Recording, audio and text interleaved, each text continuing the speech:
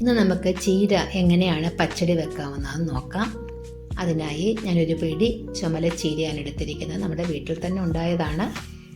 അതിനെ നമ്മൾ നന്നായി ഉപ്പിട്ടൊക്കെ കഴുകിയെടുത്തതിന് ശേഷം അതിനെ നന്നായി ചെറിയ ചെറിയ പീസുകളായിട്ട് മുറിച്ചെടുക്കുക. അതായത് നമ്മൾ തോരനൊക്കെ അരിയുന്നത് പോലെ തന്നെ ചെറുതായിട്ട് അരിഞ്ഞെടുക്കുക.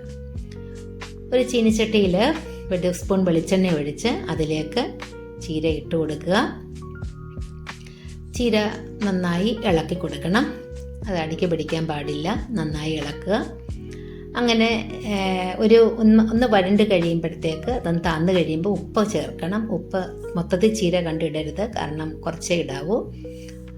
ചീര അങ്ങ് താന്നു പോകും. അതുകൊണ്ടാണ്.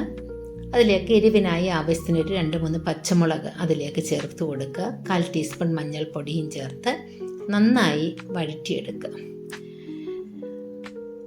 അതിനുശേഷം അതിനെ ഒന്ന് അടച്ച് വെച്ച് 2 മിനിറ്റ് വേവാനായിട്ട് അനുവദിക്കുന്നു. അപ്പോഴത്തേക്ക് നമുക്ക് അരപ്പ് തയ്യാറാക്കാം. അതിനായി നമ്മൾ ഒരു മിക്സിയുടെ ജാറിൽ ഒരു 3 സ്പൂൺ തേങ്ങ എടുത്തിട്ട് അതിൽ വെള്ളവും ചേർത്ത് നന്നായി അരച്ചെടുക്കുക. അരച്ച് കഴിഞ്ഞ് തേങ്ങയെ നമ്മൾ ഈ ചീരയിലേക്ക് ചേർത്ത് കൊടുക്കുന്നു.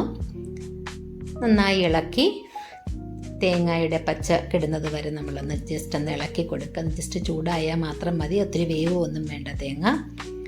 അതിനുശേഷം നമുക്കിതിലേക്ക് അരപ്പെല്ലായിടമായി കഴിയുമ്പോഴത്തേക്ക് ഇതിലേക്ക് നമുക്ക് കടുക് അല്പം ഒരു 1/4 ടീസ്പൂൺ കടുക് ചതച്ച് ചേർക്കണം. അരപ്പിൻ്റെ കൂടെ ചേർക്കാൻ നമ്മൾ ചതച്ച് ചേർക്കാൻ വേണ്ടിയാണ് ചതച്ചത് ചേർക്കുക. അതിനുശേഷം ചൂടായി കഴിയുമ്പോൾ ഒരു പാത്രത്തിലെടുത്ത് വെച്ച് ആറാൻ അനുവദിക്കുക. നന്നായി ചീര ആറിക്കഴിയുമ്പോൾ അതിലേക്ക് ആവശ്യത്തിന് തൈര് ചേർക്കുക. തൈര് ചേർക്കുമ്പോൾ ചീര നന്നായി ഇതിനകത്ത് മെർജ് ചെയ്ത് കിടക്കണം. അങ്ങനെ നന്നായി ഇളക്കി വെക്കുക. അതിനുശേഷം ഒരു പാത്രത്തിൽ 1 സ്പൂൺ വെളിച്ചെണ്ണ ഒഴിച്ച് കടുകും വറ്റൽമുളകും ചേർത്ത് അതിനെ താളിച്ചെടുക്കുക. ഈ താളിച്ചത് പച്ചടിയിലേക്ക് ചേർത്ത് കൊടുക്കുന്നു. ഇത് വളരെ സ്വാദിഷ്ടമായ പച്ചടിയാണ്. ഇഷ്ടപ്പെട്ടാൽ സബ്സ്ക്രൈബ് ചെയ്യാൻ മറക്കരുത്.